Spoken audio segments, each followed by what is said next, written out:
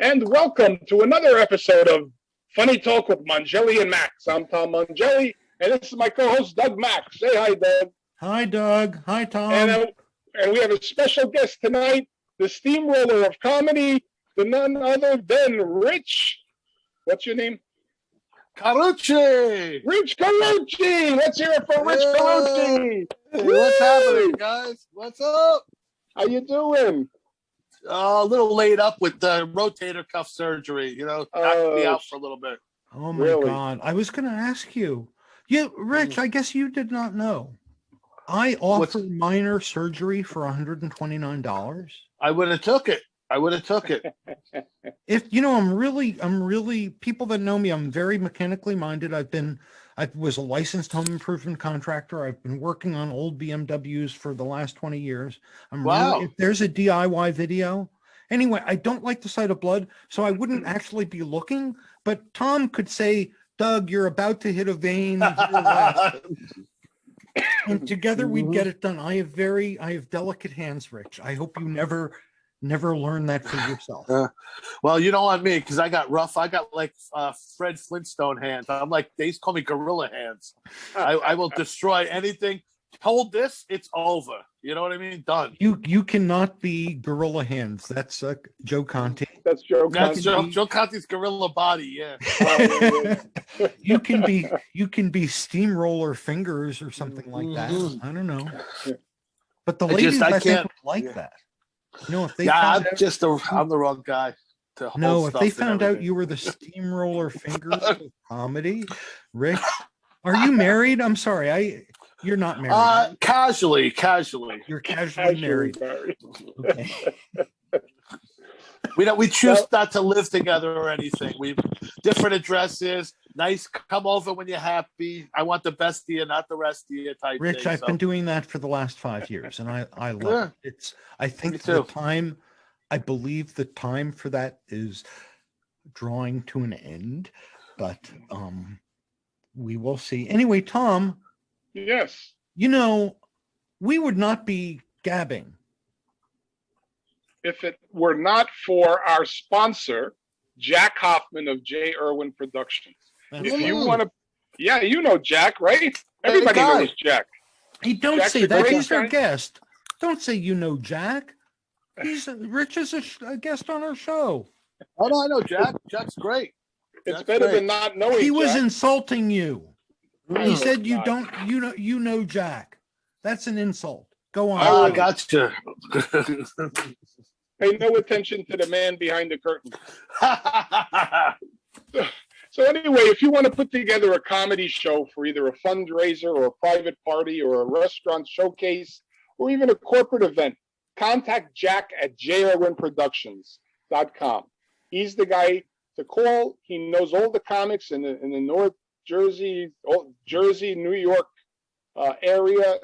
He puts together great shows, and he's wonderful to work with. And as a comic, I've got a lot of respect for him. He's very forthright. He always takes care of his comics, and I can't say enough good things. He's a big fan of comedy. And treats all of us great. Yep. Absolutely. He gives the best neck massages. Oh, I haven't got that yet, but he does always offer to buy me dinner, and he has bought me dinner wherever we're at. And I'm like, I'm a comic. Are you kidding? That's like, I guess that's better than getting paid for the gig. Hey, you know something, right? Rich? For all the comedy and entertainment you personally have given me, I would buy you dinner, and I would even order for you like a gentleman. There you go. Wonderful. The lady will have 3 White Castle, no pickle. No pickle? Yeah, that's a good deal. I don't think Rich or I have ever stopped at 3 White Castles.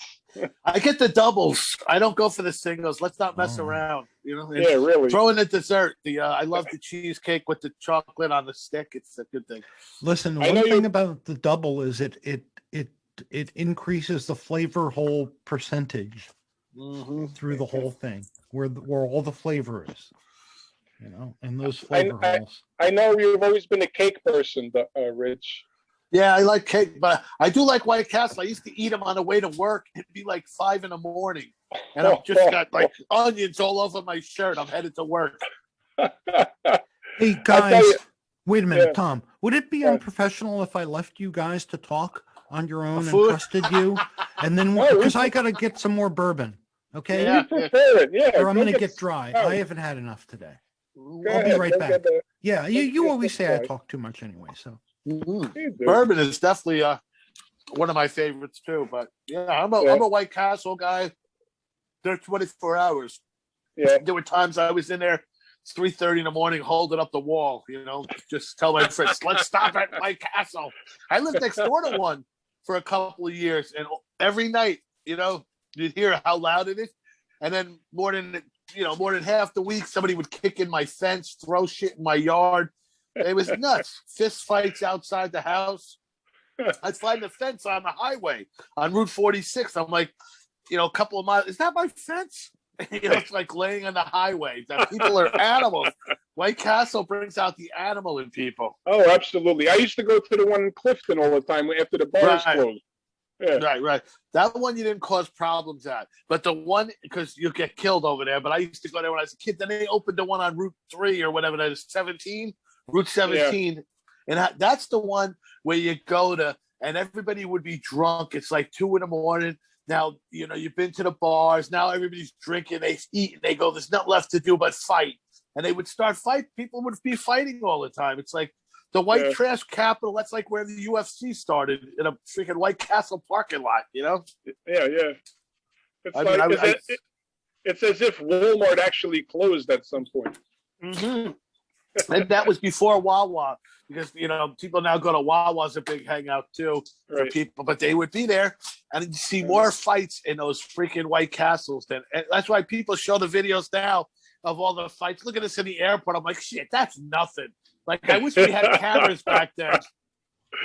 And they try to blame all these people. They're like, look, it's minorities. It's this. I'm like, dude, come on. You're just in the wrong place. It's everybody, Yeah. Jersey does have the best fights, though. I used to teach in Patterson, and oh my God, the first time I saw a girl-on-girl fight, hair flying all over the place. Yeah. And it didn't belong to anybody. Oh, the pay-per-view? Yeah. Women fights are the worst. I went to Hackensack. They were ruthless. They're bashing each other's head on the concrete, these women, over some stupid guy or something. But we don't want to get beat up by a woman. There's no winning that one. No. And the women nowadays, they ain't messing around. My wife's a professional bodybuilder. My friend, she's the #1 arm wrestler in New Jersey. She's a cop, man. They will fuck you up. Sorry. They will mess you up. Women will do that. You go to the gym, you see how they're lit. I'm using the weights. They pick them up. They're putting more weight on it than I'm using. I go, look at that. Like wow, what the, that's embarrassing. They can be very intimidating. I remember early on in my comedy career, this woman, she was 6.5 feet tall, probably weighed about 300 pounds, but she was strong. Half black, half Cherokee. She was a small weapons training specialist for the U.S. Army. Mm-hmm. She came up to me after the show in the parking lot. She was a close friend of a close friend of mine. And she rubbed my head and said, "Oh, Dougie, I would rock your world." I was dumbfounded. I looked up at her and literally, and the wheels are, I had to think really hard, and I just looked at her and said, "I need to breathe." She chuckled, and we maintained our non-relationship. But Wonder Woman cannot have relations with a normal human being. I don't think that was pretty much. Now, Rich, you're familiar with the Hitching Post in Patterson? The strip club. They have a massage girl there. I don't know if she's still there, but they used to have a massage girl there who was a female bodybuilder, and man, she looks like she was Arnold Schwarzenegger's spawn or something. Did they charge you extra, Tom? That's So my wife looks like. Extra? Sorry. That's what my wife looks like. She's so jacked. It's I met your wife several times. Right, but you got to see what she's got. She looks tiny because she's short. She's one of the little short Italian Sicilians that should stay in Sicily. But when she is all muscle. She's jacked. I mean, Next it time looks I like see her, she's got to flex for me. it looks Tom, like I told her when we're messing around, it looks like I'm wrestling a guy and winning. You know what I mean? Oh Like no. it's mad. She looks like make a she's note. Make a Yeah. note. Don't offend her. No. Okay? Rich, No. Tom and I we've had to have some one-on-one talks about some of the things Tom blurts out, trying to Yeah. be funny, and he is funny, but Yes. not to the person he's being funny to. Often inappropriate. That's right. And But it's totally unfair, but I understand why women and everybody is what's the word? crazy. Taught. No, caught. I was gonna say taught. High strung. Listen. Hypersensitive. Listen. Blacks for some reason are hypersensitive about getting shot for no reason. I don't blame them. Women don't like getting sexually assaulted, raped, that kind of thing for some reason. People don't like being made fun of unless they're coming to a comedy show. It depends who it is. You could tell when you're at a show, you could tell when there's those certain people and you go, all right, they're not to be messed with. I mean, I've been doing it long enough where you're like, all right, that guy, you're just going to let him, like, you're not going to say anything to him because it'll end bad, so. That's true. But you touched on something I want to mention. You said you've been in it for a long time, but not only have you been in it for the long haul, but you've done more shows per month than anybody I know. I get carried away. Yeah. You're like a crazy guy. I know. I get carried away. I know. That's why I'm going nuts. April, I made it through the whole pandemic and everything, booking shows, 40 something shows at one place. I had like 20, 30 different venues, made it through the whole pandemic, get kicked out of one place by the police, another one. And then April 2nd, the day everything opens, I go in for surgery and now I'm been sidelined. And I go, this is ridiculous. You made it to all that. Now everything's open. Everyone's doing cool stuff. And you're sitting stuck at my wife's house. What does not kill you makes you stronger. I hope so. The same thing happened to me. I was doing shows on a regular basis. Then I got COVID when everything opened up. You look like you lost a lot of weight. Yeah, I'm down about 40 pounds. There you go. I got COVID too. I've had worse hangovers. I sat home for 15 days and smoked pot and watched TV, and my wife wouldn't come over. My son wouldn't come over. It was awesome. You didn't call me, Rich. You know something? You don't know me that well. You could actually call me. You'd need some form of entertainment other than, your hand, like darts, billiards, bocce ball. Right. I didn't even have real TV. I had the movie channel. So I'm actually watching Joe Willie Namath deteriorating in front of me. Like he's getting older by the second. I know. And I'm just like, my big hero though, growing up. Are you kidding? CC Rider, he was in that movie. I mean, no one better Wait than a minute, Broadway who are Joe. you talking about? Joe Namath. Joe Namath? The football player. He was in TC. He was in this movie, CC Rider. It was this biker movie. And are you proud of what he's doing now? Well, I think it was funny when he tried to get the sportscaster to make out with him. Listen, that's Joe Namath, sweetheart. Oh, you I don't know freaking about. make No, out I'm with talking him. about his. Remember? Oh, I'm sorry. I'm talking about his. I'm older than everybody. So his Colonial Life Insurance that he's selling. No, it's not. It's Medicare. He may be using it soon. It's Medicare. You might be entitled to $148 extra on your Social Security, dental, and blah blah blah. And listen, he's like right. It's really sad to see because I actually admired him and Tom Selleck, who's now Tom Selleck's doing their first I wouldn't be mortgage telling thing, you right? this. Yeah. I wouldn't be telling you this if I thought it was a way to take away any from the senior. Where you began in this? Why don't you begin with what you're talking about? Yeah, as long as you die in the next 3 years after you join up, you'll be fine. Yeah. Listen. I was looking for a segue, and I don't know if you guys know this, but you've been talking a lot about nearly dying and deathly ill and dying, and We're at that age. Listen. I want to pay tribute again. Within the last week, we lost someone in the comedy world dear to all of us. Yes, I know I it's will heartbreaking. remember her. I know it's hard. I I remember think I her said Carla comedy. Bow. I remember her comedy very fondly too, Tom. And Yeah. I'm gonna miss her. We actually went to the same university together. She's a year older than me, and just gone. Like she posted and said, "I'm going," and she left. Of Wow. course, if you're not familiar, we're talking about the comic Joan Weissblatt. The I late saw that she Joan was quitting. Weissblatt. Yes, no, she's still alive, but What? I She's think the not Carla Wait. Bow. Oh, she's I not thought. dead. She just quit comedy. Oh, she posted, "I'm gone." I just assumed this was like her obituary. Well, she was posting it posthumously from the grave.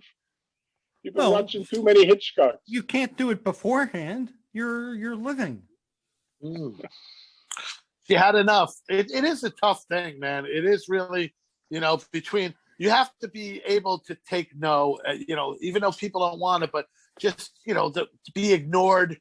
Just you can't be jealous of other people. It is a Right. lot on you. It is Rich. just, it's like being in an But abusive also, relationship. Also, as you get older, it's harder to keep up the stamina, and go up and down the stairs for the steps, and she's taking care of her mom, so it gets tough. When She's in you're good up there. shape. It's us that aren't in good shape. She's Yeah, in you can great say shape. that I was again. gonna say, Tom, for stamina, I can hook you up. Yeah. I have a couple of those pills flying around myself. There was some comic who I don't know why I love this stupid comedy, but apparently Viagra is a very odd shape. It's not a square, whatever it is, and he had a hard time. He didn't want. They had a actually hard know time. who it was. He didn't want a whole. He wanted like a. I maybe he wanted a half or a third, but he wasn't able to divide it up with the razor blade. Okay. Ah, Yeah. Okay. I got the not very knockoff funny. ones, but who doesn't want a whole one? I took two a couple of times at once, and that's bad. You start getting chest Ooh. pains. Yeah, you don't that's want not to a do good. that. I started with the 50 milligrams and talked my doctor into giving me the 100 milligrams, and I was doubling up on those. And I'm like, I realized I couldn't sleep one night. Rich, I took it later. can I tell you a little secret about pleasing the ladies? So I'm not worried about pleasing her. No, well, this will surprise her. I'm sorry, I didn't mean it that way. Sorry, no. I didn't mean it that way. But it takes a lot less work on your part too. So you take Yeah, the full. yeah, absolutely. Listen to me. You take the full Viagra, but then you put on 3 nicotine patches at the same time, and you wait a couple hours for them to all. Yeah, I can understand that. They'll be calling 911 for you. And if you do need a couple of bourbons first. if she says, "I have to stop, Rich," you've got we've a done problem. that. You just say, "No, honey, I've got Parkinson's." No, we've done that. I've had it where she's like, "That's enough." I like it because I'm at the age where if I have a heart, like if I get excited, by the time we get somewhere and get ready to do it, it's gone. It's like boom. If I take that, I could like peel a potato, cut onions, and I'm erect, and I'm just like running around the house, and I'm like, all right, it's there when I need it. You know what I mean? It's nice to have. Someplace to hang your coat. I didn't tell her I take it either. I swear to God, I only started taking it because we were like self-quarantining together. And I go, listen, if I got to put up with being with her all this time, I'm going to have to get something out of this. And I remember calling my doctor during the middle of the pandemic, and I had to tell my wife, I'm going in to get my heart checked. I'm not feeling well. And I knew she wouldn't come because you can't come in there for the corona. And I told my doctor, who's a female, I said, listen, you got to hook me up with some Viagra. She's like, you having problems? She goes, your wife's young and beautiful. I go, listen, I can't stand her. Okay. It's that I can't stand her. She's good looking and everything, but I hate her so much. I can't get her. So that's how I got him. And I don't tell her about it. I just take him like an hour before. And then, half the time I fall asleep and we don't do anything anyway. So the end of that scene with the doctor. Oh, Mr. Carucci, I'm so sorry you feel that way. I've always been very attracted to you. Here. Oh yeah, absolutely. She's good looking. Let me do some exams on you. Oh, no way. She's a doctor. I'll leave my wife today. You know what I mean? Come on, doc. She got a condo with a pool. I know where she lives. Come on. Maybe you could secure my sleep apnea now. You know, it proves the point. If you want to make it in comedy, you gotta plan ahead. You need to be strategic. Listen, I always say marry a nurse, okay? Because sooner or later you're gonna need one. Okay. We're comics. We don't have that kind of insurance. So marry a nurse. Well, you mentioned condos.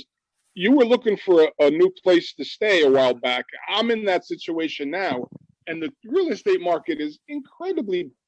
There's nothing available on the market anywhere. It's crazy. Yeah. You've tried my cooking. Do you really think $140 all inclusive a night is too much? Doug, I showed you where I'd put the tent and fill up the airbed. That's good. People already think you're my girlfriend. You can have the utility sink. You can we'll schedule the bathroom. I'm not I'm not going to treat you like an animal. Yeah, we have a pool and a pond. Yeah, the pond's good. I rent a room now. I moved into a place. Johnny McCarthy's mother, the comic, I love him. Convict. Right. Yeah. He's a great guy, the unknown convict. His mother lives in Little Falls. She had to go. She's a tough woman. She broke her hip, got corona, all this, beat everything, and she's elderly, but she's in a place where they have to take care of her. So his nephew is in the apartment still, lives in the attic, and the mother lived on the bottom floor, 2 bedrooms and a bathroom. So me and my son, I rented us 2 rooms there because all of a sudden he needed 2 roommates to split the rent because he was going to be stuck on it. So I rented 2 rooms there. My son never came, so I'm paying for his room that he never came, and I stayed there. Now I've been staying at my wife's since April 2nd because she needs to help me till I can drive and everything. But let's call up your son. Yeah. How old is your son? Let's call him up. He is 20. What is he? 22, 23. Oh, he's living with his girlfriend. I'm at 20. My sons are 26 and 28, Rich. I was gonna, listen, if you ever listen to Car Talk, they would call up your son and say, "What's the deal? Chip, are you working? Chip in. What has your dad done for you?" This is the kicker. This is the kicker. When I moved, he moved in with his girlfriend instead of coming with me, telling me he was coming with me the whole time. The last week he went to go look at a house 2 blocks away from where I'm living in Little Falls. I said, "Why don't you just take this house?" She goes, "I don't want to have a roommate." Really? You don't want to have I'm ready to kill him. But I think I got somebody moving in. I rented it. Rich, it's a ventriloquist, I know. Honestly, though, with kids, and this is kind of serious. So my brother-in-law is a PhD MD. He's a professor in the Stanford Medical School, very smart guy. He read an article that said that the kids today, you're 22, my 26, Tom's whatever he is, they grew up in a very odd period. And, through 9/11, we mollycoddled them. And we just did that anyway. Whatever's wrong with us as parents, the kids got something from it. And as a result, their emotional intelligence and their ability to handle things that you think are normal, things that you could handle at that age, they don't have it. My wife, my ex-wife would not let my kids mow the lawn. They have friends, they have homework to do. So anyway, the things that I did as a kid growing up, they didn't have to do. So their emotional intelligence, they say the brain does not fully mature until they're 25. So your son has hope. And then with Tom, with the Mangelis, it's 57. Yeah.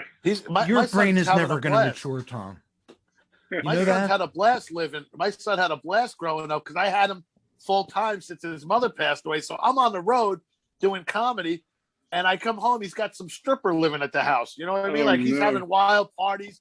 Cops are coming. I mean, he had people living there. Every time I leave, he had 3 different girls living at our house when he was living with me. Stripper? So, I don't even know her. Right. I didn't even know she was a stripper. He kept telling me he'd bring girls over. He's like, "Isn't she hot?" I go, "Hot? Dude, she's 12. We're all going to jail." He's like, "No, Dad, that's what 20 looks like." She's a friend of Jeffrey Epstein. Yeah, is somebody proofing these girls? I mean, I don't want to go to jail for this shit. He tried to convince you she was Polish. Well, they were not little cute little girls, and they're dancing in Patterson. I'm like, oh, that's I used to teach high school in Patterson, and every time I went into a strip club, I was young back then. I was afraid of running into a student. Yeah. And it turned out, one of the students I had in my PowerPoint class, she was a stripper. Of course. And, she proved it. She got a new tattoo near her coochie, and she showed me in class.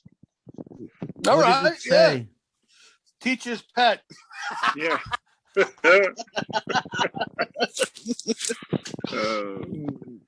That's great. That's great. Tom, Yes. did you ever try stripping in Patterson? I stripped floors one summer. Oh. So listen, Rich. Yes. Well, maybe we should talk the ethics of this. So do you believe if somebody writes something on Facebook publicly that it's public and fair to be talked about? Absolutely. Why not? Yeah.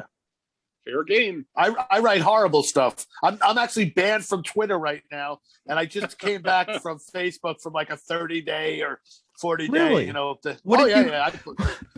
I don't stuff. I don't want to distract. I don't want to distract, but I thought, I joke about it, but I believe honest comedy is the best comedy. So yeah, absolutely, we were talking about the late Joan Weissblatt. Stop saying that. People are going to believe you. Yeah, God forbid something happens to her. They're going to come blame me. He killed her. She's not dead to the comedy world. She's available hiding. for Zoom shows. So Okay. we should get her back on to find out what it's like seeing the light. Anyway, Rich, I read Facebook a lot more than I should. And you posted, quote, I think I hate comedy. The business of comedy. You hate the business. And I totally understand that. And I'm not in the business. I'm only a comedian. I don't have an involvement in the business. And I know the business is horrible. It's horrible. And going further, you basically said something along the lines of you were right behind her. And listen, right. Tom made a big thing about quitting comedy. I've not quit yet. I've been very depressed and turned off by it. I didn't publicly announce because I was feeling it right after Tom did it. Tom announced he was giving up comedy. He got 20 bookings in a day. And I'm like, fuck. And then I can't give up comedy. He just fucking gave up comedy. People think I'm pulling myself up on his bootstraps. Copycat. I had half a dozen people try to talk me into it. Yeah, you should quit. You suck already. Listen, can I tell you? I bet you'll think those are your real friends that have your best interests at heart. Oh, absolutely. But they don't know. But I bet they're not comics who don't know what it's like to feel, to feel what you feel when you. I remember that time still. It was April 19th. I'm coming up. The time I got a laugh. There you go. All right. What year was that, Tom? You wrote it. 19. No, it was 2010. I hate the bit. It's like being involved in and I have been in these, just a destructive, abusive relationship. That's what comedy is like. Being in love with a crazy, abusive woman. She's never going to love you. You're going to do everything you can do to make her happy. Kiss her ass, leave one day, come back, spend all your money on her, treat her like gold, and she's still going to screw all your friends and destroy your life and possibly wind up in jail. That's how comedy is. Except two people that I know. You forgot lie to you and ostensibly steal thousands of dollars under a false premise. Right. Pretend she's your best friend. Just definitely and gaslight you. Waste your time. It's just, absolutely. I say abusive relationship. Just totally, it ain't never going to happen. But you're being so negative about it. The positive side of it is that's exactly where the best comedy comes from, the trauma. And if your life is reasonably stable, Rich, you had a very good job. You worked, I don't know how many years you've been in it. 26 there, and 20 years in comedy, over 20 years in comedy. Nice. But Well, believe me, it's terrible. It is. My life has been rough. I'm 57. I rent a room in a house. I have a 30-year-old roommate that lives in the attic. I don't even know what his name is. How much have you paid for psychologists over the years?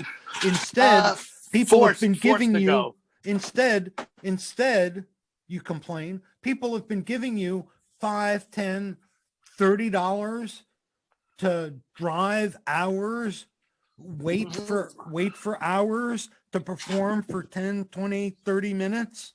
Well, I know, Doug, sometimes they throw in chicken wings too. Yeah. Not for anything, but I think Rich is past that point where they're throwing $30 at him for a gig.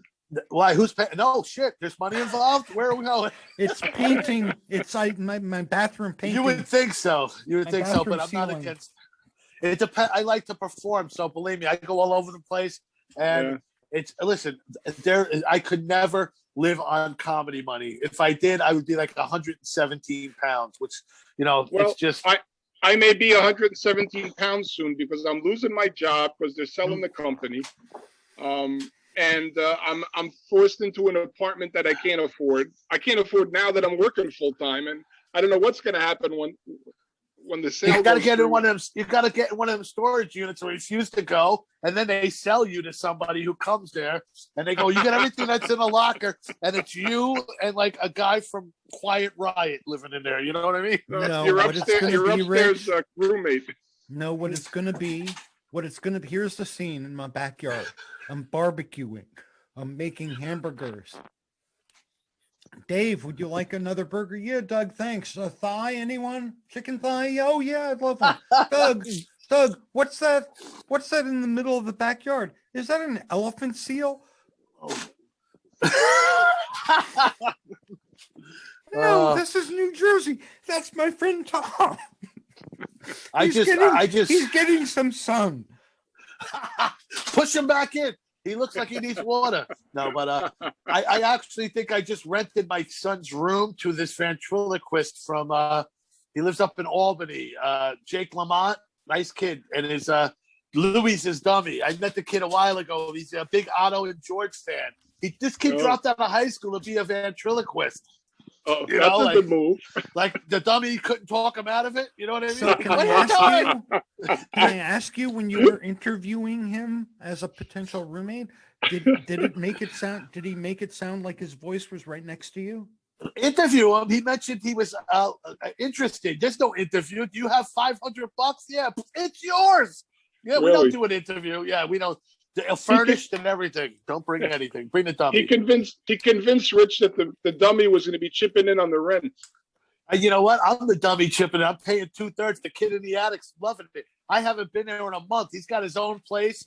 It's funny because all I use is the room. I put my couch in the living room, and there's a couch next to a couch because all I own is a couch, nothing else. So I brought the couch. And then I just bought a bed. So I have a bed and a couch there. And all I have there, it's like a retirement home for old dudes. All I got is beer, Jameson, and cigarettes there and a little marijuana. And that's it. I don't keep any food, nothing. And that's it. That's all that's there. Well, I'm glad you have the essentials, though. But I'm not a Scotch. I'm a bourbon. I can't do a Scotch. I'm not picky. I could, but I can't. Like, I'm at my wife's house now. And I'm not allowed to drink and smoke and stuff here. Like I can't have any cigarettes. I can't really drink, no smoking pot, nothing. I could vape, I guess, but she's a body, but she goes to bed 9 o'clock. So 9 o'clock, we have to all lock up and go to bed because it's time for her to get her sleep.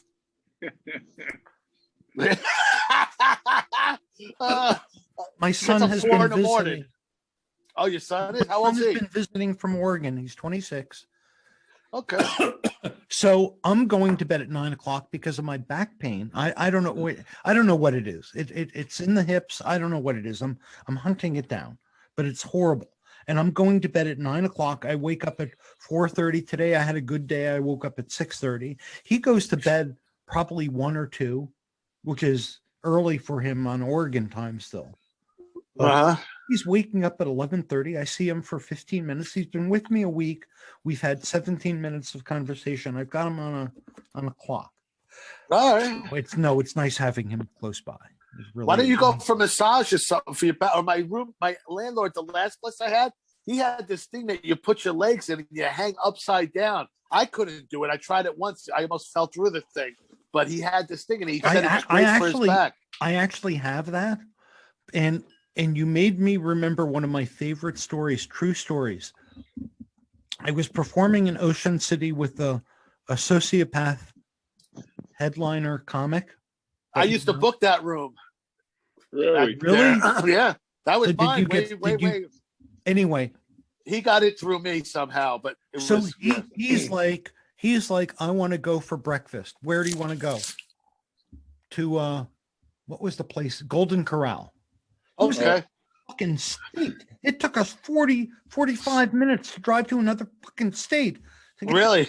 I'd never been to Golden Corral. I'm a Jew from, North New Jersey. Waffle House wasn't good enough for him?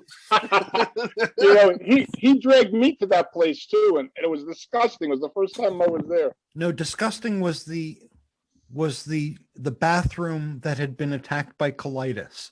Anyway. Oh. So after Golden Corral, we go to this mall that's nearby. He wants to get a massage. So he goes to get a massage in this mall.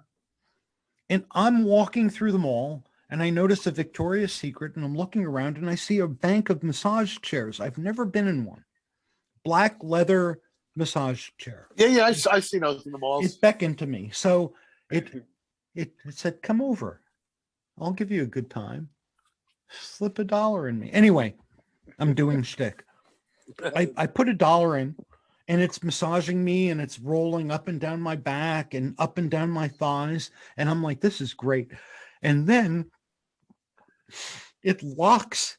It has these clamps that lock my calves. And I'm like, oh my God, this is really tight. I hope this is working the right way. I can't get out of this chair.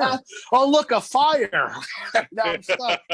The next thing that happened, Rich, there was a pole, a cylinder about 2 inches in diameter. I'm estimating, comes up directly underneath my butthole from the bottom of the chair, and it's coming up and up, and I'm like witnessing this in slow motion. I'm clamped in this chair and a metal rod is coming. Maybe I wasn't the right size for the chair, but So is that it's when you coming and I'm thinking, oh my God, my sons are going to hear, we'll tell you what happened. It's to your Is that when you put the other $1 in? Yeah. Give the tip. I'm like, wow, this sounds great. How much is it? I could never fit in those chairs. I don't have calves. I have cows. I'm like, this all happened in 2 seconds as the rod is slowly going up. And I'm thinking ripped anus, rectum, I guess. I don't know. I don't know the parts of or ripped pants. Would it stop at some point? How tall? Anyway, I already realized this is obviously not right because they wouldn't design a chair to impale somebody that way. Well, it depends who it is, but yeah. Yeah, old Jews do not sit. Wow. Rectum, I didn't even know him. Oh, that's crazy. So I told that story as an accompaniment to the 6'6" tall woman that came. I said I was walking in a mall and I saw this 5 foot tall, half Japanese, half black woman beckoning, or half black beckoning me. It was a massage chair, kind of lame, but that's. See, I'm less apt to at my age now. I'm not like I was. Like I would try that, or like these wild rides, or these roller coasters, or dive off of this into the water, swing on this. I'm good. I am good. Rich, I am good. I will take a photo for Rich, you know something? You, me, and Tom, we're going to this mall. It's in Delaware. I'm bringing a stack of ones, and we're gonna take care of the chair. You. Listen, clearly I made it out alive from that chair. Yeah, it's the most action that I've had in a while. I don't know. This was years ago. The doctor says it'll heal. Eventually. Oh man. Yeah, no. How many times? How many times have you wanted to give up comedy, Rich, in your career? Listen, I've probably wanted to quit. I'd say, I don't know, I went a million times. Is that it? Like, I get so sick of the business part because I do a lot of the business part as well as the performing. And it just makes me, but you gotta keep it in perspective. There's enough for everybody. Don't worry what other people are doing because there's people that seem to just be lucky and fall and just, but it's smoke and mirrors. It's just, you're the only one holding yourself back. You know what basically, in else? this business. You know what else really helps in this business? I've learned cocaine Beauty. will get you a lot of stuff. beauty, Yeah. a lovely figure, and a ukulele. And if you're willing to put out, that's also, but no, definitely young, good looking. Comedy's changing a lot. And if you have a lot of friends that were willing to come out and see you, so I wait till I owe people money or they want me to get them drugs or something or anything I can, and I make them meet me at the clubs. I go, yeah, meet me here, and that's how I swear to God, I do it all the time, and that's how I get people to shows. I just go, yeah, I got that, or I got your money, or whatever. I know you're not involved directly anymore with Club Flamingo, but I saw somewhere that it's changing the night, that it's going to be. Yes, we had a great closing night. Saturday was awesome. There were a biker gang there, some Latino biker gang, and then Mario Gentile goes up and, hey, what are you guys, the Puerto Ricans, Hells Angels? I'm like, shut up. Oh, man. It was good. We had a nice, we had an audience. And we had a lot of comics that were booked, and then more came to support. And we wound up hanging out till like 1 a.m. afterwards because, the dancers come out and the music's playing. And, we moved to Thursdays now, but the Saturday was a great way to go out on Saturday. It was a great time. Now, what 42 weeks in a row. 42 weeks in a row we did it. Wow. And you did it through like the height of the shutdown. When everything was illegal, yes, we were illegally out there. They had dancers out. Like I kept saying, Corona's the least of your worries here. Look at this filthy. You know what I love about that place? Everyone can live their dreams. We're doing jokes, dick jokes in the back. There's human trafficking in the front. And you see the girls there. There's every size girl. If you ever wanted to live your dream as a comedian or a dancer, this is the place. Because sometimes they think the comedians and the dancers, that's how rough looking. Then the dancers come there, though, and they all have these wild, like superheroes. They have these outfits, these costumes that they spent money on. But some of them are built like us. Like they look like us, but they have these wild costumes, and they have regulars that come and see them. I got tipped the last time I was there. Yeah, somebody stuffed a bunch of ones in my cleavage. There you go. It changes all the time. Remember, you come there one day, they have stripper cages in the comedy room. Then they're gone. Then there's a pool table. Then there's a giant TV. Then there's cornhole. Like it changed every. So week. Wait a minute. It's still going on? Still going on every Thursday. Okay. Come on down. I will. I wrote to Sharon too. Because I don't like just showing up and expecting. No, but we book everybody. Listen, I want everyone to live their dream. I've never said no to anyone. Absolutely, you want to? You book everyone? That sounds that's my kind of show, Rich. Everybody, I want everybody to have a chance to live their dream. If you want to do stand-up comedy, come here. I've been running through all my material for the filthiest, dirtiest, jokes that I think would be entertaining. And I realized that's really my entire set. That's everybody's set. I just have to say fuck and come a little bit more. That's all. I've done that. I go, wow, that must have been a great tape. And then I get the tape and I go, how many times did I say F in that? Was that 72 in that one? Like, can I not say the words anymore? I get carried away with that too. It's rough. It's once you get down that rabbit hole, it's hard to come back. It's your crutch. You know what I mean? It's the crutch word. Yeah. You mean the crotch word? The crouch word, yeah. But anyway. I do love the stripper bar. I love the stripper bar. My buddy owns it, and I love it when I go there. I go, this is the greatest thing ever. And he sits in the back. He can't come out. It's a cash business, and he can't trust anyone, so he's watching all the monitors. And he's like, no, there's rats everywhere. Rats everywhere I have to deal with. I'm like, dude, this is amazing. Remember we were in high school? We would kill to have a play. You own it now. I love it. He's like, get out of here. Stop it. This place is terrible. You know, he's like having a heart attack. The guy never partied. In high school, he never did drugs, nothing like that. Was pretty straight-laced, drank a little. He always was built like those guys from the Jersey Shore. Now you see him, he looks run over. He's got a bloodshot eye. He gained about 60 pounds. He's got to deal with strippers every day. And I think it'd be a dream, but he's like, yeah, I can't trust anyone here. And he's right. There's always, you know, it's not even a nice stripper bar. It's like one of those really, right? It's like really shady, shitty shit going on, you know? Yeah. That makes it better. Because I like those ones better. Like my friend Vinny K says, I don't want to know what the best go-go bar around is. I want to know the shittiest one. Yeah. The one where you're going to have fun and get lucky and buy drugs. You know? But that's the one, where we go.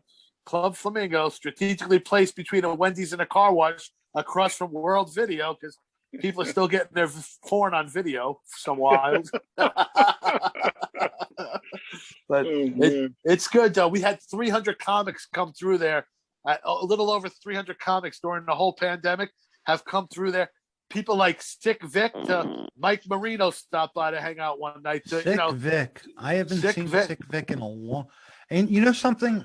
You're making me think of my early days in comedy when I saw comics and I thought, are these people comedians? But yeah, he's scary. Yeah, he is. He's been doing it a long time. Listen, he scares me the most because you know he's on the spectrum, but he's not smiling. Like autistic people are usually always smiling. He's not smiling, and you go, all right, this guy's going to kill us all. So he's not on the list of comics to perform. You put him up first, I tell him. Put that guy up first, let him go, and then he'll usually leave. But do not insult him. Make sure he goes up first. Let him go. Boom. See you later. You know? Yeah. Yep. I overheard a lot of people at many of the shows I perform. They'll talk before about me, and they'll say, "Just give them the light at 2. No matter what, give them the light at 2." We haven't had much trouble there at this place. We've all coexisted. Like in the beginning, we were sharing a tent with the strippers. So, and they hate, like sometimes I'd show them up there at 7:00 and they would all be drunk and coked out of their minds already. And they'd be heckling us and yelling. They hated us. They hated that we were there. Now we had a pretty, you know, we had like a peace treaty and they were all right with us because we'd go inside and tip them afterwards and hang out with them and stuff like that. But the only trouble we ever had there was the comics. I get a call from the owner one night. Hey man, there's a problem here. And I go, with the comedy? He's like, yeah, the comics are attacking each other. And I'm like, what are you talking about? And they're fighting under the tent, some of the comics. And that was like the only problem. What was the backstory of that without revealing names? It all goes back to the open mic wars of like 3 or 4 years ago. They were two people that had open mics started arguing and they had groups over what night their open mic was. And yes, and you started one down the block now, and I was the original guy, and now you guys used to come here, and now you started your own. And I'm like, you guys are killing each other over open mics. You know what I mean? Like, calm down. There's enough for everybody. Really? There's too much for everybody. Yes. No. Listen, we need a virus that kills every third comedian. That's the only way we're gonna make it through this. Yep. Thank you, Rich. Thank you for saying it. Thank you for. I'd been plotting and planning, and I'm like, no, that's evil. That's wrong. That's wrong. The open micer pandemic. But you know, the problem is people, and I understand very well. So my friends that would come to support me early on, they'd come to the showcases or open mics or whatever it was. And they're like, oh my God, if this is comedy, okay, Doug, good luck. Yeah. But you know something, I've been preparing mentally for my open mic set. And if I ever do an open mic again, I'm like all ready for it. Actually, I'm probably going to run out of time, but it's all going to be like poop and diarrhea. And I'm make sure you do it in a restaurant. They love that humor in a restaurant. You know? Yeah, when they're eating. Right. Or, Mhm. or tell them in a bar how you're sober. I love doing that one. And the owner's like, I'm trying to sell drinks here, and you're trying to sell everybody on the fact that you're sober. And I'm like, okay. Do you really think I'm sober, dude? Look at me. You know what I mean? I think I peed myself like 20 minutes ago, you know?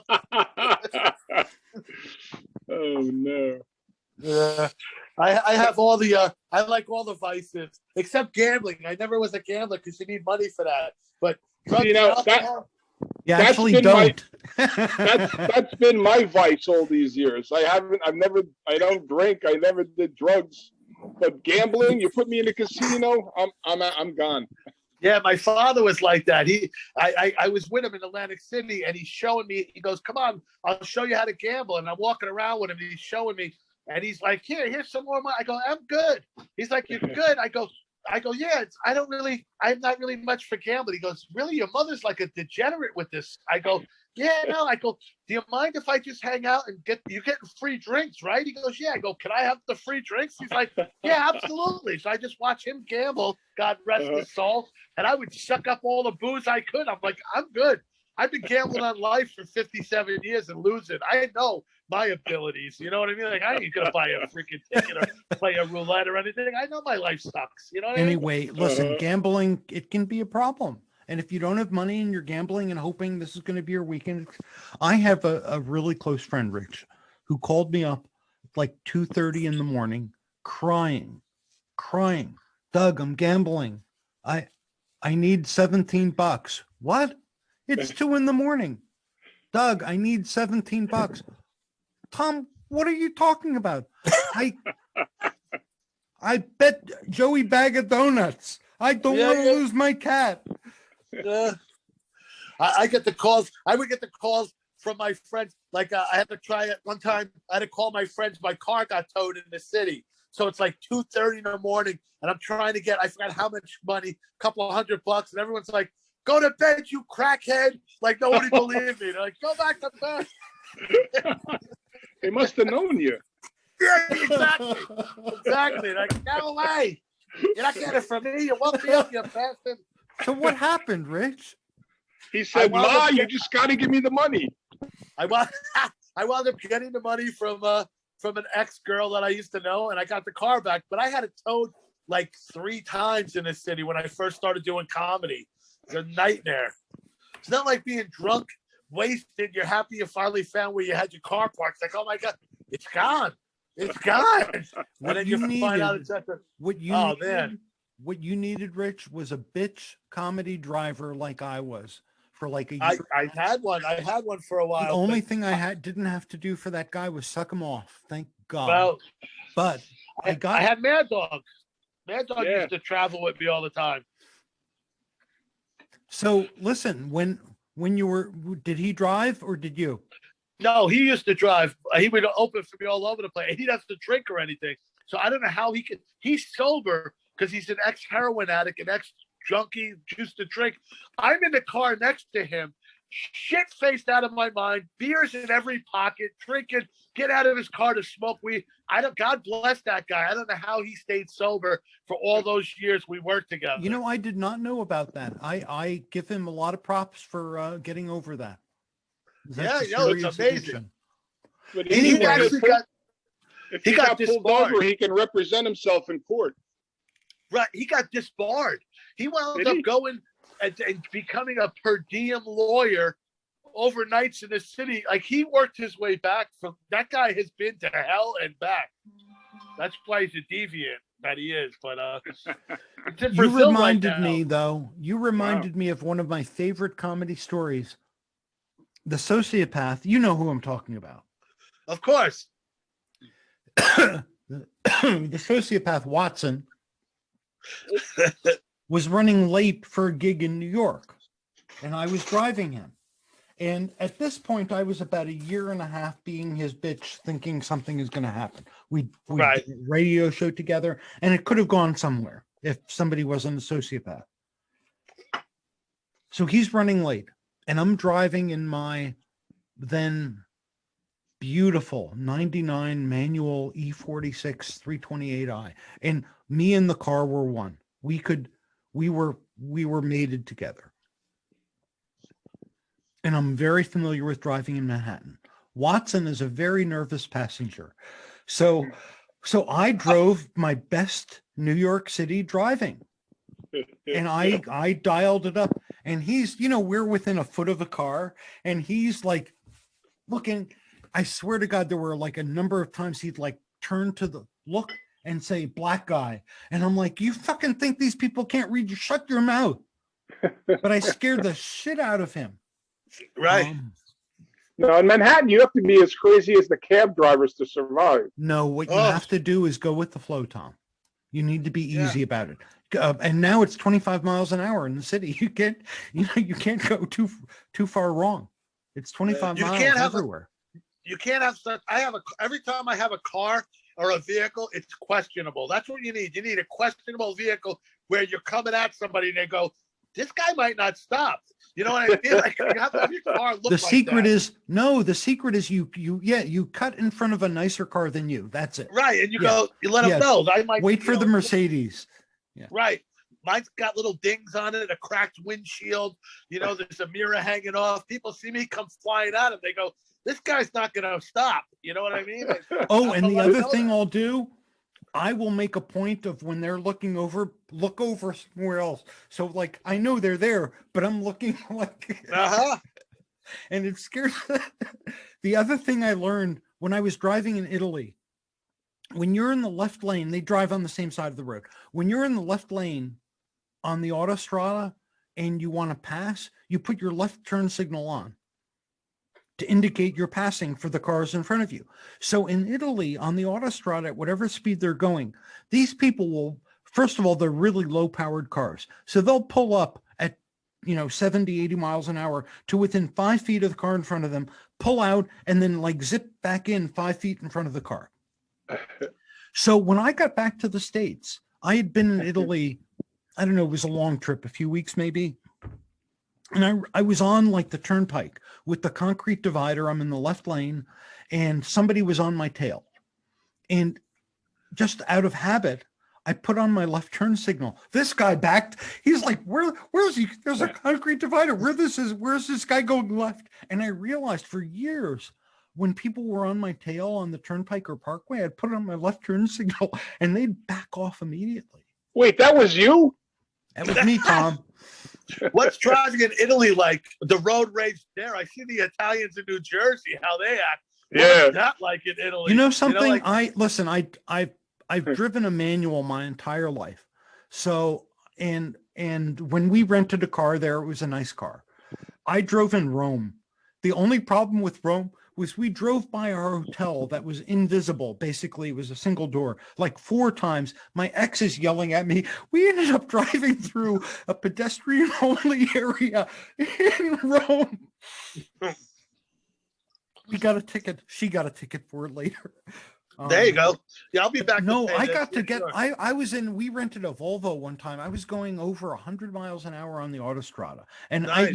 Guys talk with, they have my BMW and they put an extra turbo on the turbo. And they're like, my car is 325 horses. There are these guys building it up to 600, 700, 800 horsepower, like fucking morons. Anyway, we got a lot of tickets on the autostrada. But the rule in Italy, and in Rome in particular, if there is a space, someone will fill it. So it might as well be you. That's the rule. If you ever have the honor and the fun, that's the rule. Sounds like my family reunion on a couch. We have a rule at my family. It's called, it's your fault. Dad. So were you both embarrassed by your parents as kids? My father was terrifying. Everybody in my neighborhood was terrified of my father. So did you get respect because of that? They thought they were, they felt, some of them felt bad for me. The parents are like, oh, now we know why he's so screwed up. But my father was the giant, they used to call him Mr. Big. Everyone in the neighborhood would call him Mr. Big. It's Mr. Big. Big's bugging. When he starts flipping out, they're like, Big's bugging, run. He was tough, man. He was a tough, no nonsense guy. The kids in my neighborhood, when we went camping with them, my nickname was Mr. Safety Man. I could see that. Yeah. There Now, was no when I, camping. With my father, there's no shenanigans. Nobody was ever allowed to sleep over. Nobody, like, there was like, he was strict as hell. He had 5 kids at the house. He don't want nobody at the house. Get the fuck out of here! Like, just like, no nonsense. He didn't care about hurting feelings. He let you know, get out of here, just right to your face. Like, just, he threw fists at me in front of like, beat the hell out of me in front of the whole neighborhood. I mean, several times, chased me down the block. I would try to outrun him, but my father was in a perennial bad mood my whole growing up. And whenever I'd have a friend come over to play, he'd make them weave around the pool. or do something stupid like sweep the pebbles out of the street. I couldn't buy a friend after a while. Yeah. No, nobody was. They were afraid to come by my house. I'd be like, "Come on over." They're like, "No way. We know your father said nobody over." I'm like, "No, it's okay. Come on over." Then he would come home, and I'd have people jumping out the window and shit. Like, it was crazy, crazy. But he would beat me up in front of everybody too, and he had no problems throwing them out a window, shit like that. He didn't give a shit. He'll put his hands on them too. Back then. Well, my father, for some reason, whenever he came home and we saw that he was wearing a brown suit, every time he was wearing a brown suit, he was in the worst mood ever. Really? So we used to look out for my brother and I out the window. And if he came out of the car and we see the brown, we would run. My brother would hide in the closet. I'd go hide in the other bedroom. It was crazy. I remember the only time I remember really being embarrassed by my father, 2 times. One was we went to Yankee Stadium, I think, to see a game, and it was like the 7th inning, and I guess the score, I didn't understand baseball, but the score was such that people were leaving. And my father goes, "Come on, let's move down." And we took seats that were not ours, and that embarrassed me. I don't know how old I was. That embarrassed you? My father had a uniform because he was always in a fire department. He was like a deputy chief, then the second in command. And he would have to come to school when I got in trouble. And he would come in the uniform, or he would drive me to school in the uniform. People would see me get out of the car and think I was a narc, like the Dad, not the ladder again. Can't we just take the truck? No, he had the fire car, so they all thought I was a narc. But he would come in there like that. But I'm telling you, my father didn't care if I was in a crowd of people and he came looking for me. He would kick my ass in front of that crowd of people. Came to the police station to get me out. Beat the hell out of me in front of the cops inside the police station. He was a maniac. Can I just say, I feel bad for both of you. My life wasn't near. The other thing my father did that embarrassed me was after a 6 or 7 week long trip to Israel I took when I was 17 or 18. We get back from the airport and I'm with my newfound friends, and my father goes, "Hang on, I want to take a photograph," and he made me pose, and that embarrassed me. My whipped me with a fishing rod in front of my friends one day. Forgot what I wanted to go fishing, and I didn't do what I was supposed to do or something. And he called me on it, and he caught me lying. And he actually whipped me with the fishing rod. My friends were terrified. Dad, the hook is in my eye. Shut up, you pussy. Shut up. Yes. Pull it out. Yeah. Now, my mother used to embarrass the hell out of me. She used to have this 1968 Dodge Polara that she used to come pick me up at school in. And it had those bench seats that you can fit like 25 kids in the back seat. So, of course, all my friends knew that if my mother was coming to pick me up, they had a ride home. So everybody would like climb into the car, and my mother would, she'd be good about driving them home, but she insisted on preaching to my Jewish friends and trying to convert them to Catholicism. That's funny. I didn't have any Jewish friends. Tom? What were her She was a church lady. She was a Eucharistic minister, a CCD teacher. Do a role play. Pretend I'm your Jewish friend. Try to convert. Nah, I've blocked that out of my mind. Trust me. Do you guys like presents for Christmas? Rich, we got 8 presents. Yeah, that's true too. But I didn't know any Jewish people growing up. We would get one kind of mediocre present and then crappy presents. But I didn't know no Jewish people where I grew up. One year, my crappy present was a key to the house.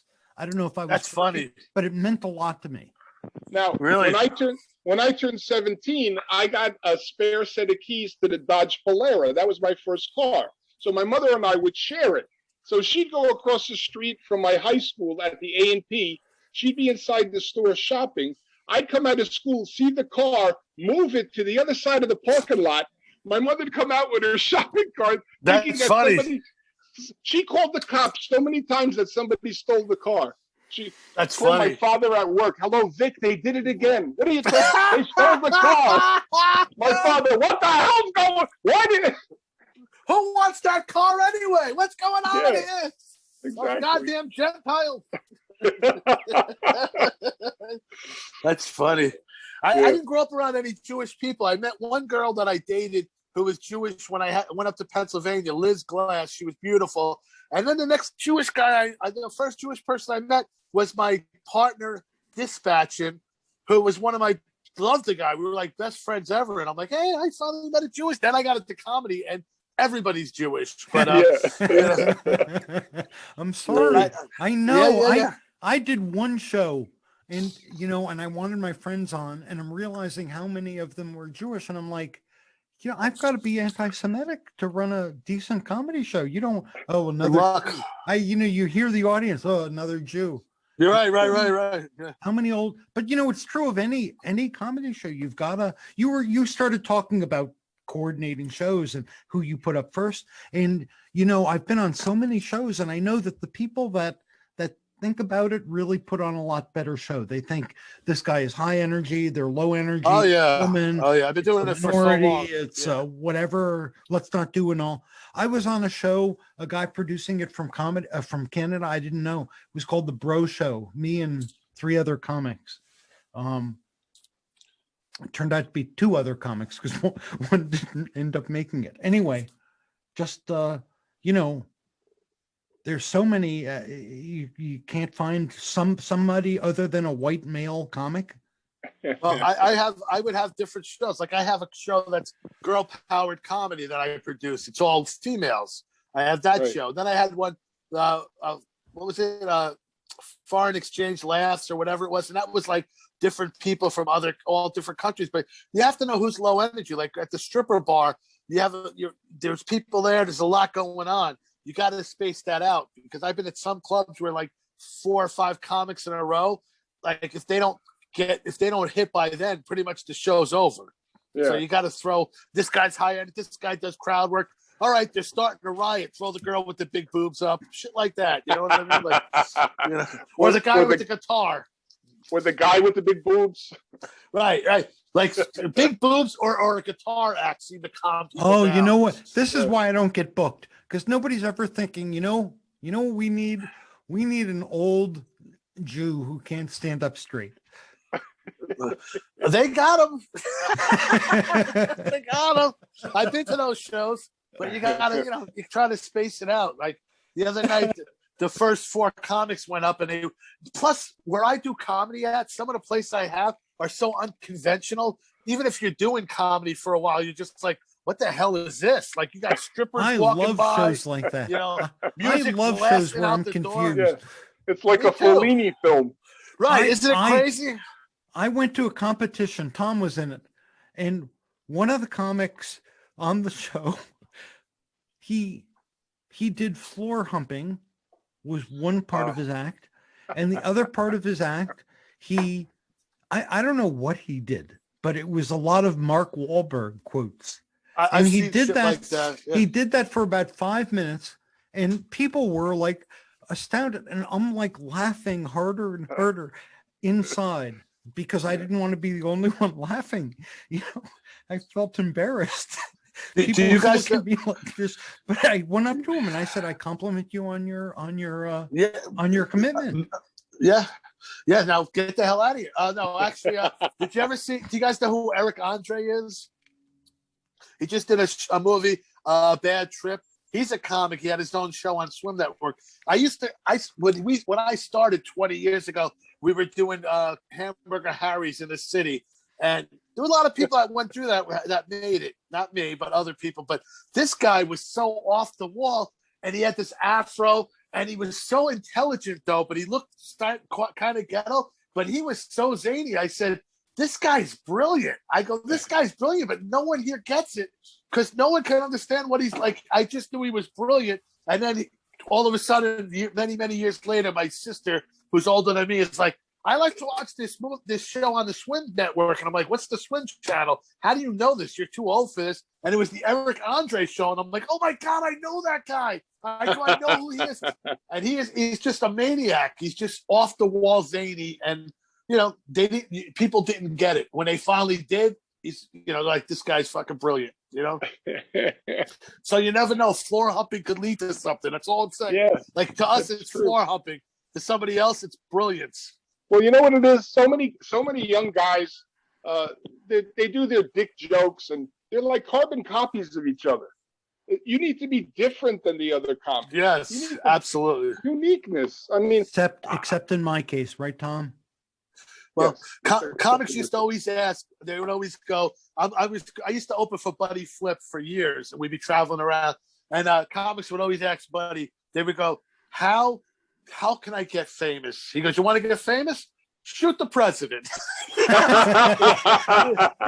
If you're in comedy to get famous, you're in a wrong, you're here to enjoy yourself. Like, shoot the president. You'll be famous. Listen, you bring up Buddy Flip. I love Buddy Flip. Who doesn't? Yeah. And I remember the first time I saw him, I'm like, he's taking orders in a comedy club.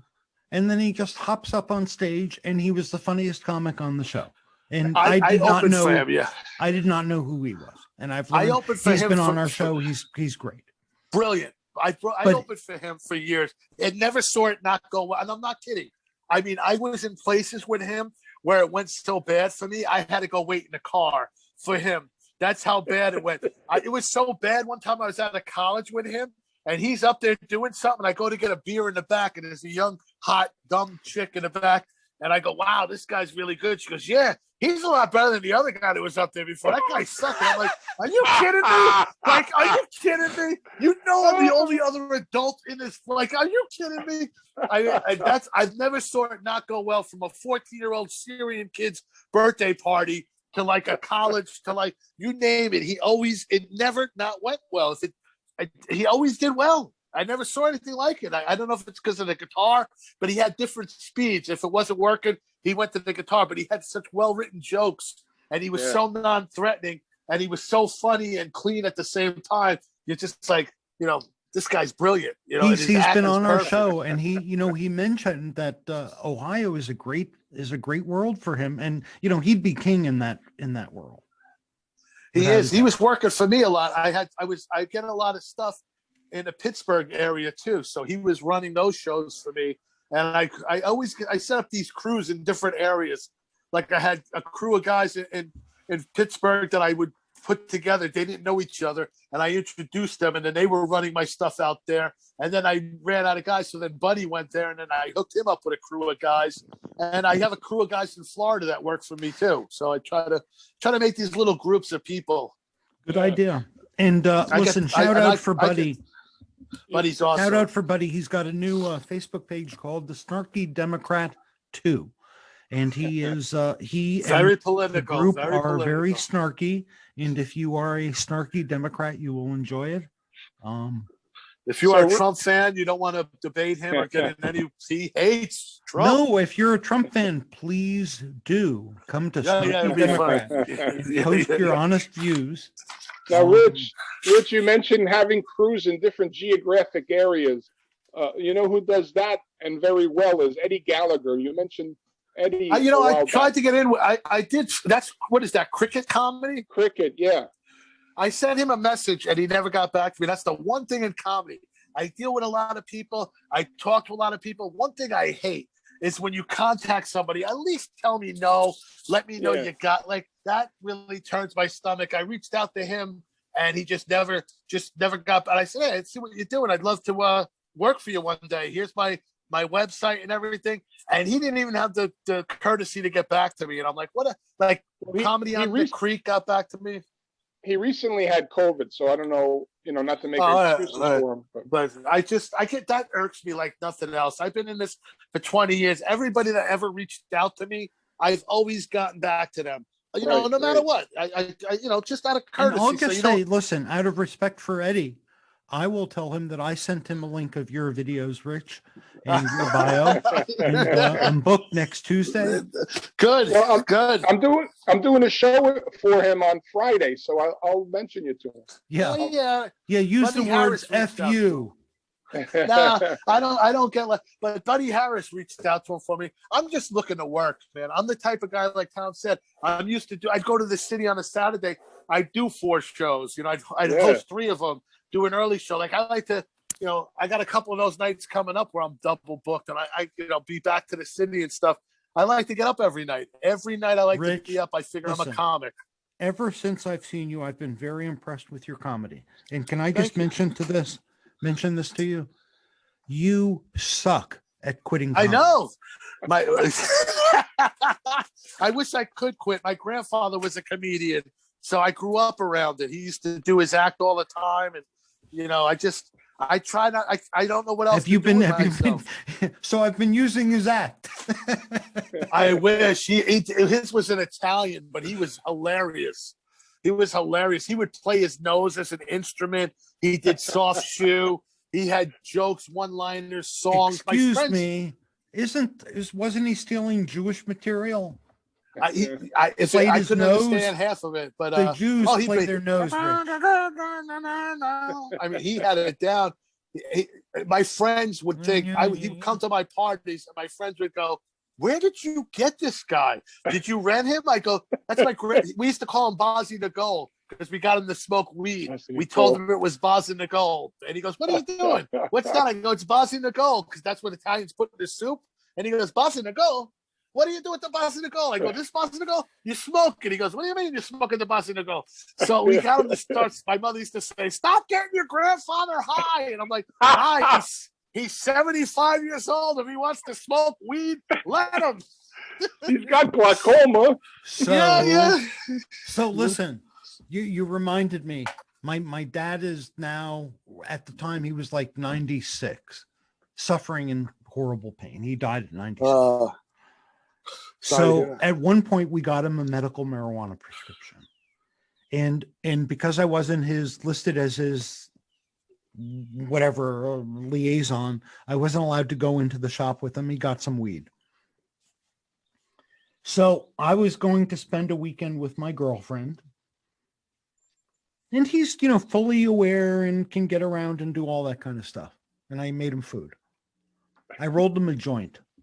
Nice. What a great son. He'd tried a couple hits of it, and he's like doing an Irish jig in the living room. I'm like, "Dad, Nice. You're Jewish. What are you doing?" Blending in. Rich. It was like 2 hits and it killed his pain. He was like, and I'm like, Nice. "Wow, I can go away now for a weekend." So I rolled him a joint. I go, "Dad, take 2 puffs of it, let it sit, in a few hours. If you want to take another couple puffs, go ahead. And get pizza while you're at it." I get back the next day, and at some point he tells me he smoked the whole thing. 96 years old. And it was good. Good for him. It was good weed. No, it wasn't good for him. He never smoked again. It freaked him out.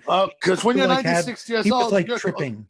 Yeah. You can't let that joint sit for the next day. There might not be a next day when you're 90 something. True. You need And so that was another way to look. He lived for years longer, but Doug God came bless home him. and there were 17 empty pizza boxes in the living room.